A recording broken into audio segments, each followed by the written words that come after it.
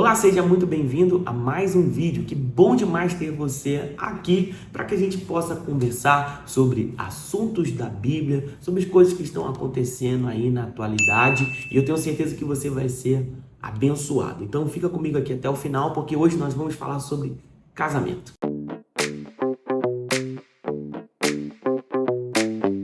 E por que nós iremos falar sobre casamento nesse vídeo de hoje? Se você está acompanhando as coisas que têm acontecido aí no nosso mundo gospel, muitas notícias sobre divórcio, traição estão acontecendo e infelizmente, isso tem acontecido. E obviamente nós como igreja não podemos ficar calados diante a todos esses fatos que estão acontecendo. Nós não podemos normalizar e nem achar que isso é uma coisa que acontece. Então por isso hoje eu quero falar com vocês sobre casamento. Os segredos do casamento. Eu poderia já estar falando sobre esse tema, de traição, adultério, mas antes nós vamos estabelecer algumas bases para o que a palavra do Senhor diz a respeito do casamento. Então, fica aqui comigo até o final desse vídeo, porque eu tenho certeza que você vai se surpreender. E eu também quero dizer para você que talvez está assistindo esse vídeo, não é casado ainda, esse vídeo não é só direcionado para quem é casado, mas para você também que é solteiro, tá? O assunto casamento diz respeito a casados e também a quem é solteiro. Qual é o significado do casamento? Então vamos por parte aqui. Então, nosso primeiro ponto é falar sobre o segredo do casamento. Então, o casamento é uma realidade não fantasiosa. Tem muita gente que acaba criando uma fantasia, dentro da sua cabeça a respeito, do casamento. E justamente por conta de dores, traumas que viveu durante a sua vida, e acaba tendo o casamento como se fosse uma espécie de cura para a sua alma. E o casamento, ele é desafiador, é uma realidade difícil de ser encarado, tá? Não é um conto de fadas sentimental. E eu não estou dizendo isso para desanimar você que é solteiro, mas eu estou dizendo que casamento é para gente adulta, casamento é para quem encara e quer encarar uma realidade. Isso tudo porque, em primeiro lugar, a Bíblia diz que digno de honra entre todos é o matrimônio. Então, a palavra de Deus, Deus encara, Deus decreta que o casamento é digno de honra. E nós devemos ter a consciência disso. Quando nós temos a consciência que o casamento ele é digno de honra entre todos, nós já devemos desde então, entender que se casar é assumir um compromisso com o próprio Senhor. Quando nós tememos a Deus, quando nós honramos ao Senhor, a gente vai acabar encarando e vivendo aquilo que o Senhor estabeleceu para nós com honra. Casamento é uma realidade difícil, porém ela é gloriosa. Outro aspecto que nós também devemos vencer na nossa mentalidade é a questão do pessimismo. A cultura atual tornou-se pessimista em relação ao casamento, levando ao aumento do divórcio, a coabitação e muitas vezes baseado na ideia errônea de que viver junto garante o sucesso. Que, obviamente, as estatísticas acabam desmentindo tudo isso. Então, o que eu quero dizer com isso? Muitas pessoas acabam não se casando, não reconhecendo isso, casando no papel, e acabam apenas se juntando, morando junto, como a gente gosta de dizer. E sendo que, diante da palavra de Deus, isto é pecar. Porque casamento, ele é compromisso. Você assume um compromisso com alguém. Então, muitas pessoas acabam se juntando e não assumindo esse compromisso. Com o tempo, as pessoas acabam dizendo assim, já está muito tempo ali junto. Obviamente, os compromissos serão os mesmos de que alguém que casou no papel. Então, se tem compromisso e tem seriedade, por que não casa no papel? A cultura atual, cada vez mais valorizando a família, o casamento. Então, muitas pessoas estão colocando em um nível abaixo aquilo que o Senhor destacou que digno de honra entre todos deve ser o matrimônio. Então, o propósito do casamento, se nós olharmos assim historicamente e vermos as famílias como elas funcionavam, o casamento sempre visou o bem comum, sempre foi focado no nós, sempre foi para estabelecer ali um conjunto de pessoas que nós chamamos ali de família, uma estrutura de um lar, aonde o foco principal sempre foi servir uns aos outros. Com o passar do tempo, foi entrando filosofias, pensamentos em nosso meio, onde as pessoas estão mais na mentalidade do eu, da própria satisfação. E essa satisfação própria do seu eu levou as pessoas a buscarem a tal da alma gêmea. E isso é completamente irreal. Eu vou dizer, não existe alguém que vai te completar de maneira perfeita. Não existe essa pessoa não existe. E isso acaba até mesmo frustrando as pessoas, porque elas vão buscando pessoas compatíveis, que vai ser tudo esse conto de fadas bonito, que se encaixa com seus gostos, que se encaixa com a sua forma de pensar, que se encaixa... Opa, nem ajeitei aqui, ó. minha camisa, que se encaixe com a sua forma de pensar, com a sua forma de agir, porque com a convivência você vai descobrir que você casou com uma pessoa pecadora. Mesmo essa pessoa certa que está na sua cabeça, essa pessoa vai acabar mudando, porque a gente muda com o passar do tempo. Não sei se te contaram isso. Você é uma pessoa hoje e daqui a algum ano você já vai apresentar mudanças, porque nós estamos em constantes mudanças. Todos nós somos egocêntricos, né, de uma certa forma. Então, quando dois egocêntricos eles se unem, porque são duas pessoas que pecam, são duas pessoas que cometem erros. Então, não existe essa pessoa perfeita. Ideia de pessoa perfeita, de encontrar uma gêmea, isso aí é uma lorota que se você cair nisso, você vai acabar se frustrando. E eu acabo até mesmo conhecendo pessoas que essa busca pela outra pessoa perfeita acabou retardando muitas coisas na vida dela, porque ela fica ali com um filtro tão irreal que ela acaba, para ela não existe ninguém que possa ali ser um companheiro ou uma companheira para ela. Eu quero ler aqui o texto com vocês, capítulo 5 de Efésios, aqui a partir do verso 31, que diz assim: por isso deixará o homem seu pai e a sua mãe, se unirá à sua mulher, e serão dois uma só carne. Grande é esse mistério, e digo, porém, a respeito de Cristo e a igreja. Qual é o grande segredo do casamento? O casamento, ele reflete Cristo e a igreja, uma expressão do relacionamento entre Cristo e a igreja. Quando a gente encara essa realidade, fica mais fácil de entender e saber que existe um poder no casamento. Existe poder de Deus sobre a vida a dois, a vida de um casal. Porque para você estar em um casamento, você vai precisar depender do Espírito Santo. A palavra do Senhor vai dizer lá em Efésios, vou abrir aqui, Efésios capítulo 5, a partir do verso 18, vai dizer assim: e não vos embriagueis com vinho, em que há contenda, mas enchei-vos do Espírito, falando entre vós com salmos e hinos, cânticos espirituais, cantando e salmodiando ao Senhor no vosso coração, dando sempre graças por tudo a nosso Deus e Pai, em nome do nosso Senhor Jesus Cristo, sujeitando-vos uns aos outros no temor de Deus. O próprio texto está dizendo aqui que existe uma necessidade que a gente seja cheio do Espírito Santo. E isso para quê? Para que a gente possa servir uns aos outros. Se você não for cheio do Espírito Santo, você não vai conseguir servir ninguém. Porque a outra pessoa que você serve, tanto no seu casamento, quanto nas suas amizades, quanto nos seus relacionamentos, essa pessoa, ela é uma pessoa imperfeita. E se não for o Espírito Santo na sua vida, você não vai conseguir servir de jeito nenhum. Então, há um poder no casamento. E esse poder é concedido pelo Espírito Santo. Então, você precisa ser cheio do Espírito Santo. Uma outra questão, um princípio básico, né, para o casamento, deve existir uma submissão que é mútua, tá? Às vezes a gente fica tentando essa discussão no casamento de que a mulher deve ser submissa ao seu esposo. Você já deve ter ouvido isso em vídeos, blogueiras, mulheres aí falando sobre isso, homens também falando. Existe aquela exigência do homem que a sua esposa tem que ser. Eu já fiz gabinete que diz assim: pastor, essa mulher não é submissa, porque ela tem que ser submissa a mim, porque a Bíblia diz sobre isso. E sendo que existem pessoas se esquecendo que existem outros versículos para poder dar sentido a esse texto. Porque existe uma submissão mútua entre as duas partes. Entre o homem, existe a submissão do homem e existe a submissão da mulher. Porque se Cristo e a igreja e o casamento é o reflexo do relacionamento entre Cristo e a igreja, Cristo como o cabeça, como o noivo, o esposo, ele era submisso a quem? À vontade de Deus. Jesus era alguém que fazia a vontade do seu Pai. E a vontade do seu Pai o levou para a cruz, para servir até mesmo ao ponto de morrer. Existem maridos que querem que a sua esposa sejam submissas sem que ele esteja debaixo da submissão a Deus. O texto completa o outro. Existe uma submissão que é mútua. Um marido rendido a Deus, ele não vai ter essa ideia de obrigar a sua esposa a ser submissa a ele, porque ele rendido ao Senhor, rendido ao Espírito Santo, ele vai saber, o servir sacrificial irá levar que a outra parte também entre nesse lugar de serviço e de amor. Existe uma submissão que é mútua. Então, se você que está casado não entender isso, sua esposa tem que ser submissa sim, mas você tem que ser submisso também à vontade de Deus. Você tem que estar debaixo da operação, né, do temor do Senhor. O principal inimigo do casamento vai ser o egocentrismo. E isso é natural do coração humano. Lembrando que nós sofremos uma queda. Lá atrás, lá no Jardim do Éden, o homem pecou.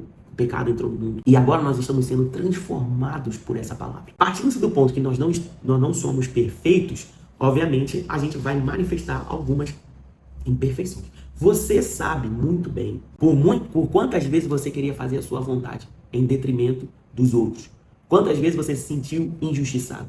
Por quantas vezes você ficou pensando aí, falando assim, só eu que me dou, só eu que faço, só eu me nego, só eu que estou abrindo mão. Sabe o que é isso? É o seu egocentrismo batendo a porta, dizendo que você deve se render a ele novamente.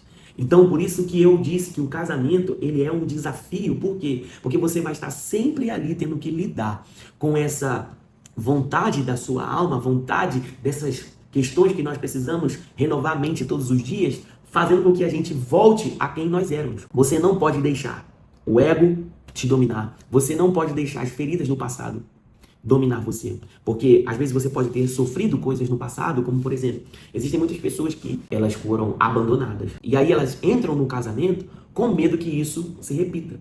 O nosso passado, ele precisa estar resolvido. Ninguém pode entrar num casamento com feridas e mágoas do passado ali atormentando ela, porque casamento não cura, casamento gera mais problemas. Então, se você não entender isso, dificilmente você vai ter um casamento saudável, porque o casamento perfeito não existe. Existe o casamento saudável. Então, as nossas feridas emocionais do passado, elas precisam estar totalmente resolvidas. Então, como vencer o ego? Como vencer tudo isso? Como vencer essa minha busca pela minha autossatisfação? Serviço. Se você quer ter felicidade no casamento, não vai ser fazendo aquilo que você quer. Não vai ser para sua própria satisfação, você tentando se autossatisfazer. Mas você precisa encontrar esse caminho do serviço, de servir um ao outro, servir sua família, servir seu marido, servir sua esposa, você servir os seus filhos. Você precisa entrar nesse lugar de serviço. Porque quando nós servimos uns aos outros, quem se encarrega de nos recompensar é Deus. Deus é o encarregado de nos recompensar. Porque se o Senhor estabeleceu o casamento, a família, crescer e multiplicar para todos nós, ele se torna responsável por esse pagamento que o homem não consegue fazer pelo outro, que a sua esposa não vai conseguir fazer por você, que os seus filhos não vão conseguir fazer por você.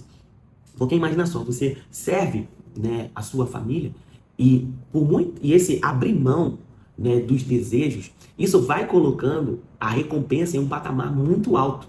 E só quem pode suprir todas essas lacunas que são abertas no servir, só Deus pode fazer isso. Só um poder sobrenatural pode fazer isso. Quem você acha que vai pagar as noites mal dormidas, quem você acha que vai pagar por você trabalhar, chegar em casa, ter que trabalhar mais ainda, todo esse desgaste que você tem? Somente o Senhor pode fazer isso. Então, quando nós entramos, no temor de Deus, que deve ser a nossa motivação, porque se você servir no seu casamento por carência, por medo, não vai dar certo. Você deve servir no seu casamento por temer a Deus.